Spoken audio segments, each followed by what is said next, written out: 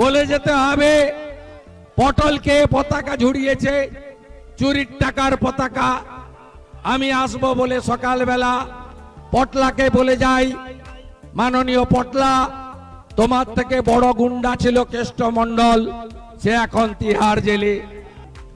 মুখ্যমন্ত্রী আর তার ভাইপো হেলিকপ্টার চড়ে ঘুরে বেড়াচ্ছেন, তাদের সভা সমিতিতে লোক হচ্ছে না।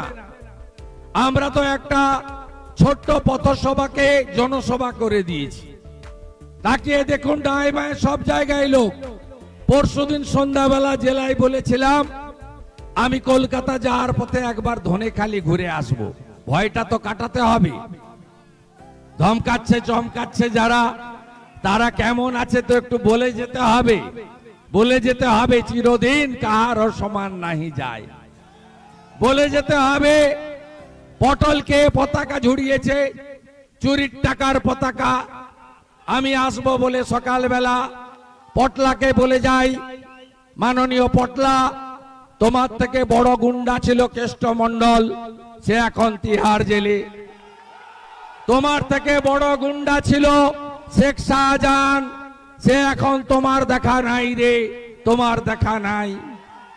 পটলা আর তার যে আছেন দুজনকেই বলি ভদ্রভাবে থাকবেন, সবাই প্রচার করবে।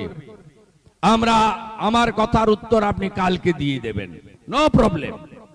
জনগণ সব দেখছে, দেশ রক্ষার নির্বাচন। কেউ চান না দেশটা ইউক্রেনের মতো হয়ে যাক, কারণ লকেট চট্টোপাধ্যায়কে যেমন দ্বিতীয়বার এমপি করার ভোট, তেমনি তৃতীয়বার নরেন্দ্র মোদীকে প্রধানমন্ত্রী করার ভোট।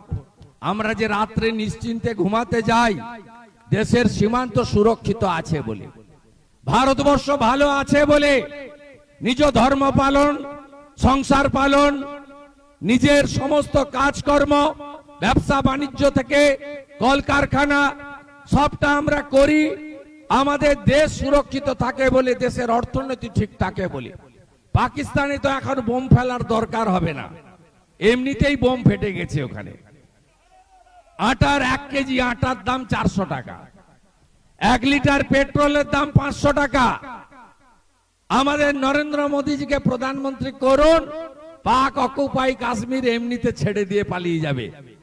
পাকিস্তানের সংসদে, বালুচিস্তানে অ্যাসেম্বলিতে ওখানকার যারা ইলেক্টেড মেম্বার বলছে আমরা ভারতের সঙ্গে ছিলাম, ভালো ছিলাম, আমাদের পার্টিশন করে আজকে এই দুর্দশার সামনে পড়েছি।